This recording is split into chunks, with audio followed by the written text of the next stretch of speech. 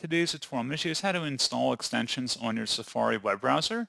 So this should hopefully be a pretty straightforward process here, guys. And without further ado, let's go ahead and jump straight into it.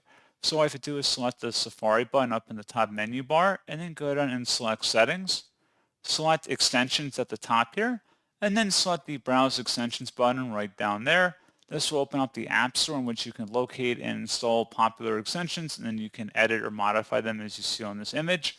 Again, that would be directly on the extensions page here, and that's pretty much it.